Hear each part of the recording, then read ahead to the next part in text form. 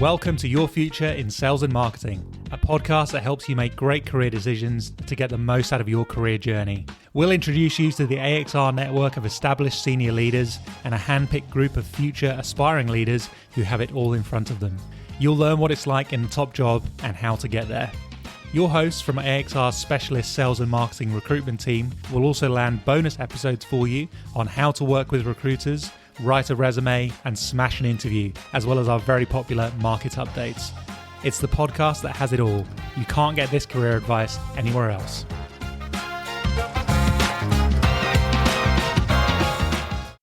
Welcome to another episode of Your Future in Sales and Marketing. I'm Andrew Kennock. I'm a specialist sales and category recruiter for AXR Recruitment and Search. And today I'm joined on the podcast by Nat Woolley. Nat is the Modern Trade Strategy Centre of Excellence Director for APAC at Suntory Oceania. I managed to get the hardest part of my role out the way. Nat, how are you? I'm really well. Thank you so much for having me. You're very welcome. Thanks for being here. To kick us off, the question we ask all of our guests, what is your favourite brand? And you can't pick one you've worked on. No, I love this question. I think my favourite brand is actually Mecca. Aside from being a bit of a skincare and makeup fan myself, I'm so impressed with what that business has been able to do in the market that they're in. They've held a really strong position, even with the entry of Sephora being backed by LVMH. And they've done it by focusing on customer service and customer loyalty. And I think they've got one of the best customer loyalty programs I've ever seen. And they really have this mantra of focusing on value add rather than value off. So you never get sales, but you always get this really high perceived value in terms of their loyalty program. And I think that's really set them apart. And I really admire that. So aside from loving shopping there myself, I also think they've done an amazing job with making people want to come and visit their stores in their store experience and want to continue shopping. Nice. I think a value add would be more seating for people like myself while your wife is browsing five different possibly. types of retinol. And where did you grow up? Tell us a bit about life before career. So I'm originally from the UK, in case you can't tell from my accent. I moved around a lot in the UK in my very young years and then spent all of my teenage years actually living in Singapore. So I moved there when I was 8 and stayed there until I went to university. And I think living overseas really made the world feel smaller in a good way, really opened my eyes up to different cultures, and I think really set me up well for the subsequent international move I made later, and I think would set me up well for any that come in the future as well. And going back to the early days of career, what was it that first attracted you to FMCG and sales? So my first foray into FMCG, I applied for an assistant brand manager role. I didn't want to move into sales. I had done a lot of quite uncomfortable and painful cold calling jobs to get myself through university. And that had left me with all the stereotypes about how awful sales can be. And I got down to the final 2 at Danone, actually, which is where I worked before Suntory. And I got down to the final 2 in this assistant brand manager role. And they were like, we really like you, but this role doesn't feel like a perfect fit. Have you ever considered sales? And considering this was my first job out of uni, I was like, I'll take what you give me. And I gave it a go. And I loved it from day one. I really enjoyed the interaction with customers.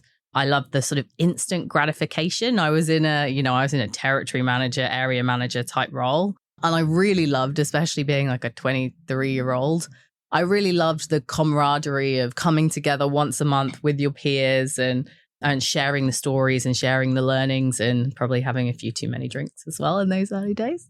And yeah, I really felt like I'd found the right path for me quite early on. And in terms of the path at Danone, so you were there for 7 years and you had really good progression, sort of climbing through roles there. What did you learn in that time? What did those formative years teach you? I always talk about my career as being a bit of a tale of two halves, because really I've only worked in 2 organizations for my sins. But I think what Danone really gave me was functional expertise. I mean, among other things, and not that Suntory hasn't in some ways, but Danone was and is very advanced, and the UK in general, very advanced in areas like category management, RGM, sales operations, even shopper marketing as well. And it really taught me quite a well-rounded it gave me well-rounded experience and made me a stronger salesperson. But it also, there was a lot of rigor and a lot of maturity around commercial excellence in the sense of being a salesperson as well. So I'll never forget, I was an account executive, so about as junior as it got. My account manager and senior account manager, for whatever reason, had either left or were on holiday. And I had to sit in front of my sales controller, so head of channel at the time, and he grilled me on 30 pages of 12 P&Ls and was going, okay, so in March on this product range, your profitability was at this. Why did that happen? And that kind of level of attention to detail and knowledge of the full sort of gross to net P&L made me a good salesperson. So I feel like that well-rounded experience that I got from those, you know, the expertise in those surrounding functions, but also the commercial acumen that it taught me is really what I took away from that time. And then what triggered the move to Australia? So I was in that position where I'd had a very sort of quite quick progression up through the ranks at Danone. And I got to a point where I was running a channel back in the UK. And I got to that point, and I don't know whether it's the 7-year itch, but I got to that point where I was thinking, I might be ready for a change now. And I had a friend, and my sister actually happened to work at Suntory, previously Frucor at the time. And they let me know about a job that came up as a head of channel, but a 6-month maternity cover at Suntory. And I, on a whim, threw my hat in the ring and I got the job. And I think it was quite a risk potentially to come over to Australia for 6 months and hope it panned out. But thankfully that risk paid off. And I did that job then for a few years, for 3 or 4 years. And then, you know, I've had other opportunities at Suntory since. And you touched on in the previous answer a little bit around the kind of differences between UK and Australia, FMCG. You've been in Australia for a while, but have you got a perspective on what the sort of key differences are? Because it can be an interesting point of discussion and sometimes debate. Yeah, it definitely is. I think there's 3 things for me. I think the first one, the biggest thing I noticed as a human being living, was the attitude towards work-life balance. I think when I came here, I loved about it was the fact that Australians, as a huge sweeping generalization, very much work to live rather than live to work. And obviously I know that's not everybody, but the importance of working smarter because you want to be able to live your life as well really struck me. That's probably the first thing. The second thing is around, you know, Australia has a duopoly with Coles and Woolies, and that really changes the negotiation dynamics and, you know, what the agenda is for those retailers compared to the UK, where you've probably got a lot more intense competition and, you know, much more presence from the likes of discounters and the Aldis and Lidls of the world and that sort of thing. And the third thing is around the channel dynamics. So I think, you know, the online penetration is much, much bigger. You know, Amazon's much more prevalent. People are sort of used to that omni-channel shopping experience, probably more so in the UK than they are here. And the way convenience operates as well, like the way that convenience is set up here is obviously very much centered, I know not exclusively, but centered around petrol stations and that real impulse occasion. Whereas in the UK, I know this has evolved. We're talking 8 years ago, but very much, you know, around that sort of extension of grocery and that top-up mission and picking up food for tonight and food for lunch and that sort of thing. And although there's been kind of moves into that in Australia, it's a real different behavioral change from a kind of country point of view on how those channels are used as well. That really struck me. Yeah, makes sense. So your journey at Suntory, you've had a lot of breadth there. So you've worked across head of channel, category, and now trade strategy. How intentional has your career path been, or has it more been following kind of opportunity and curiosity? A bit of both. I've had a kind of North Star, like I know where I want to get to and I'm ambitious about reaching that, but I've been flexible and open in how I got there. And I've taken on, you know, advice and learnings as I've gone. I came in as head of channel, that my remit expanded while I was there. So I got the opportunity to lead quite a large team across quite a lot of channels. So that kind of gave me that channel breadth.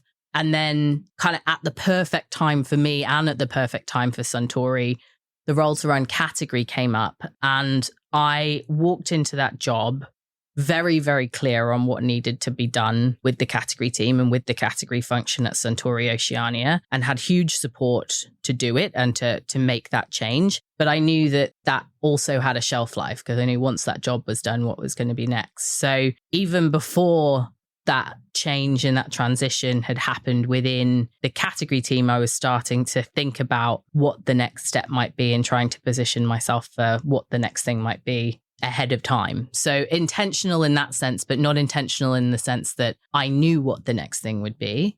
So when I'd sort of come to wrap up, if you like, the job in category, I'd spent quite a lot of time working with the APAC team. My boss at the time had been really supportive in getting me in front of the APAC CEOs and including me in projects and in presentations. So I was quite visible, and I'd started to take on projects sort of one day a week supporting the APAC team. And over time, that became a full-time job. So, sometimes I think it's a combination of being flexible and having a plan, but actually trying to be intentional about what your next move might be. And if it's not perfectly laid out for you, how you can start to carve that out for yourself. Yeah. Because I think even the most seemingly perfect career paths, they're very rarely 100% due to intention and planning, because that's just not how life works. Exactly. But if you've got a North Star and you've got an idea of the experiences you need to gather on the way to get there, it allows you to filter the opportunities that come your way through that and make a decision. Absolutely. And actually on that, I think I was given some really good advice a couple of years ago by our previous Suntory Oceania CEO. And he talks about critical experiences and how you can evaluate roles based on whether they're going to give you those critical experiences. And I think for different North Stars, those critical experiences are different. But for me, they were around broad team leadership, international assignments, and transformation. So thinking about how it might not be, this role or that role next, but assessing them in terms of they're the critical experiences that I need to have was a really helpful mindset for me in terms of the role that I was helping shape with the APAC team. Right. And you touched on leadership there. So you've now led teams in very different environments. What's been your biggest leadership shift as your remit has grown and expanded? I like to think I was the leader that's always trusted their team. But I think moving in, or rather moving out of an area where you have complete comfort, in terms of moving out of sales, knowing exactly what needs to be done and how to do it, and moving into an area, if I think about category first, and then even more so now, you really, really have to trust your people, and you have to be really cognizant of what you're bringing to that role, because you don't have the functional expertise, but also where your shortcomings are. And I think be open about that. And I think my vulnerability with the team and how I've trusted them and encouraged them and pushed them to be the experts, because I'm not, and I play a different role in the team, I think has been the biggest shift. Yeah. And on that point of moving out of sales and maybe into more functions where maybe a little bit more behind the scenes could be one way to put it. What's been your approach to developing and empowering people in those sorts of teams and those sorts of roles?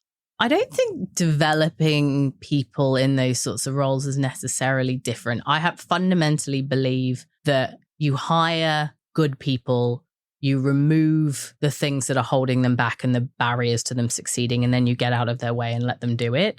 So I think that approach has been my approach for a long time, regardless of the role or the team that I'm running. But I think in terms of empowering, I think it's, you come from an environment like sales where people are probably quite comfortable in stepping up and speaking out. And again, I know I'm generalizing, but they're used to being, in front of customers and in front of senior leaders more consistently. And then I think moving into, where you're managing more insights people who may be a little bit more introverted and less comfortable with the spotlight, I think you have to find ways to lift them up and to build their visibility across the organization that feel authentic to them and really leverage their insights, leverage their expertise to really kind of lead with the facts and lead with the insights. And I think that makes them people generally feel a little bit more comfortable. But again, I think it was easier for me to do that because I didn't have the expertise myself either. So, it wasn't going to be me standing up talking about the wonderful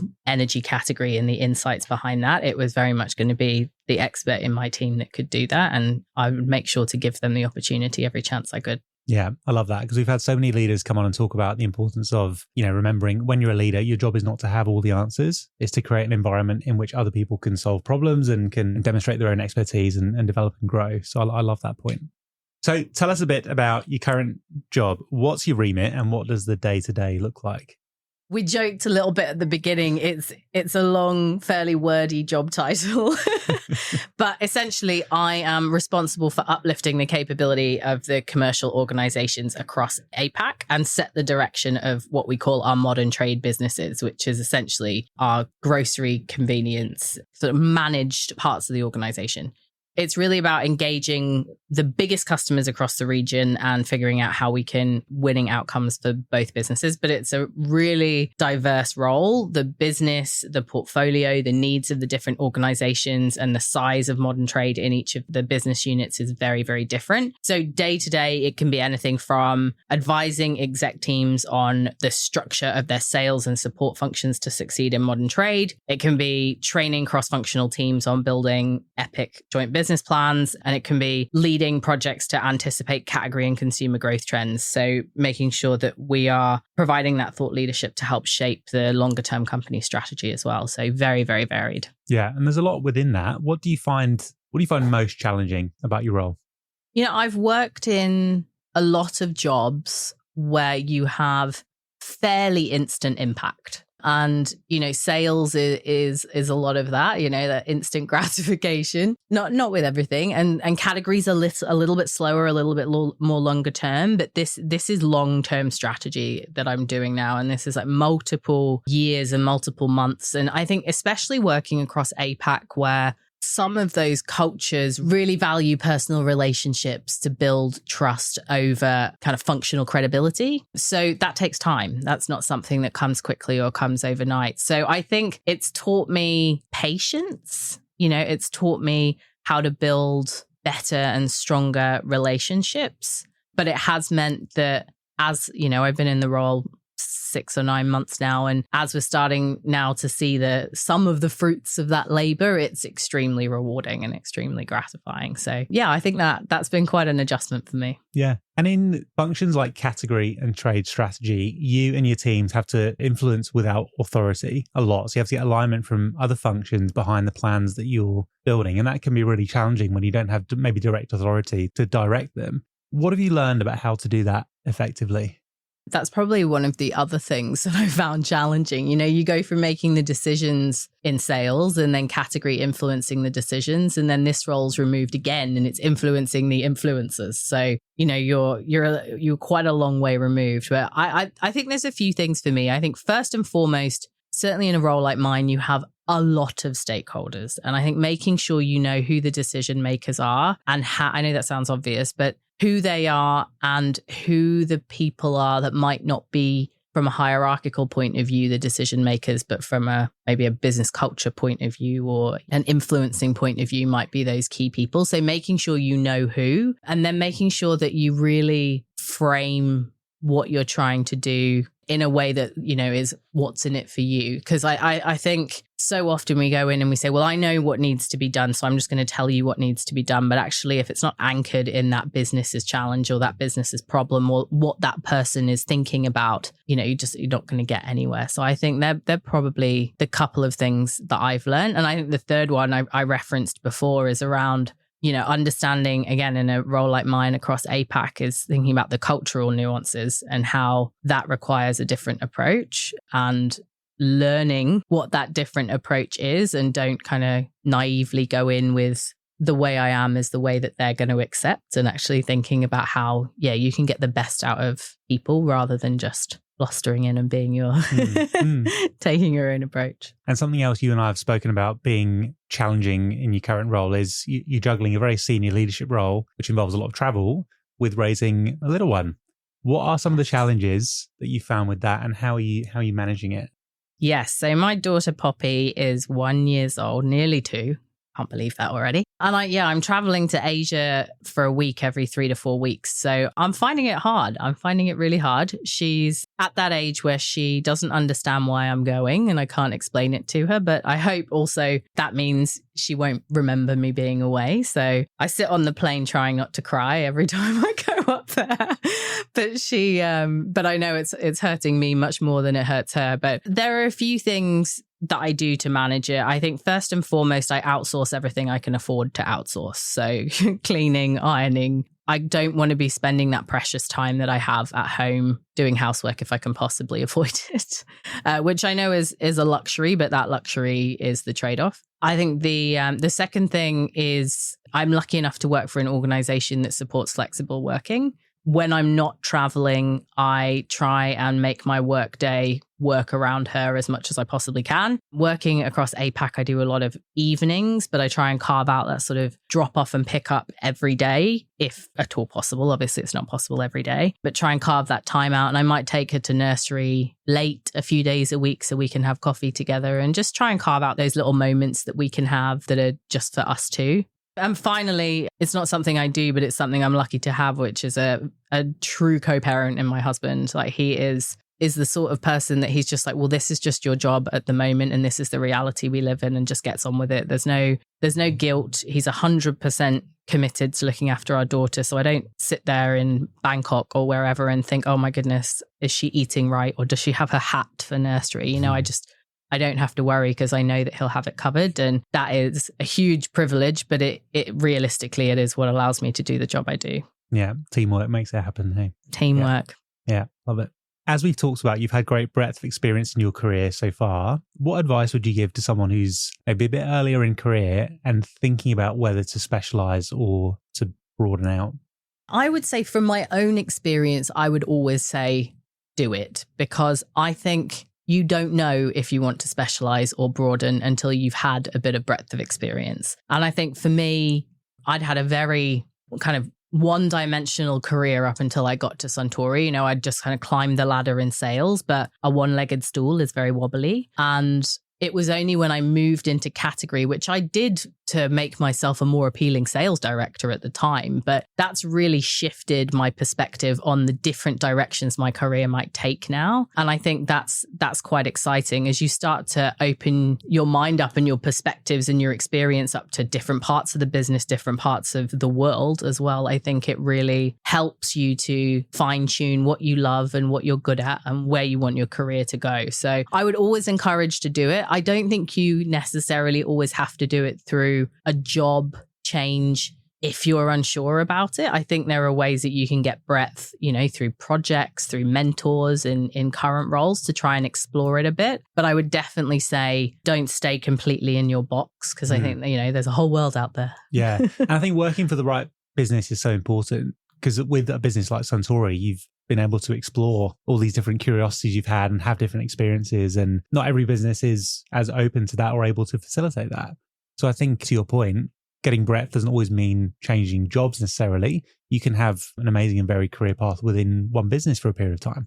Absolutely. And yeah, like you say, Suntory are huge advocates of that. They really want people to move around the organization and really get that breadth. And they're big supporters of women as well. So that's been, that's been a benefit to me, if anything, over the course of my career.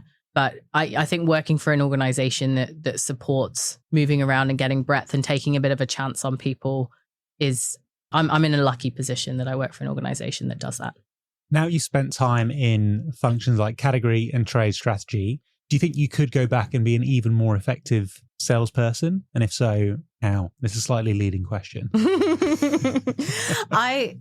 I believe that there's no downside to getting breadth. And I think, yes, it would make you a more effective sales leader or anything leader, because it gives you perspective. And I think perspective, both from a cross-organizational point of view, a cross-functional point of view, I haven't just worked with business partners, I've been one. But it also gives you a point of view as well outside of the sort of short-term quarter to quarter, year to year cadence that you work in sales as well. So I think it helps to give you both a longer term perspective and an organization wide perspective that can only make you a more effective leader when you're dealing with the different challenges that are thrown at you in a sales environment. Mm-hmm. And I know you've worked in businesses with some amazing people in them. What roles have mentors played in your development? I've had quite a few mentors over the years. I have really found the value in it for me. I have always had mentors for different things. Like I know a lot of people talk about, I have this one mentor and they help me with my career, and that's never really been me. I've had mentors that have helped me with different things at different times. And I mean, right now I have sort of 2 formal mentors that are helping me with the unique challenges that I'm facing in my current role, which I find hugely, hugely beneficial. But mentors have played a significant role in my development. And I think not just from a coaching and suggesting ideas and ways of, working through problems, but also from an advocacy point of view as well. So I think having those people across the organization that I have intentionally connected with, I've asked them for feedback, for advice. They have then gone on to be able to sort of sponsor me and advocate for me as I've moved through my career in Suntory as well. So I think in both ways, that's sort of coaching and sponsorship all in one. And so finally, to wrap up, what career advice would you leave our listeners with? I thought about this. I think I was given some advice a little while ago now that has stuck with me. So I'm going to share that, which is make the decision in front of you. I think so often we try and map everything out, and we try and, you mentioned it before, you try and plan 10 moves ahead, and it's impossible to do. And I think especially, I don't know if it's just me, but I think especially women as well, you're always trying to plan the next move. And if this happens, then what's going to happen there? And if that happens, what's going to happen there? And actually, it's a completely fruitless task. So I would say make the decision in front of you. That's all you have control over, and make a good one and really, really go for it. And I think that's really helped me to sort of take some of the pressure off trying to plan the next 10 years of my life. Just make the decision in front of you. Great advice. Thank you so much for coming on, Nat. I really enjoyed catching up. It's been great. Thank you everyone for listening. We'll be back soon with another episode of Your Future in Sales and Marketing. In the meantime, if you want to talk about your own career, the whole team at AXR are here to help you. So reach out. We hope you enjoyed today's podcast from AXR Recruitment and Search. We're passionate about helping you get the most out of your sales and marketing career. Keep listening as we bring you more career insights and advice from Australia's inspiring sales and marketing leaders. See you next time on Your Future in Sales and Marketing.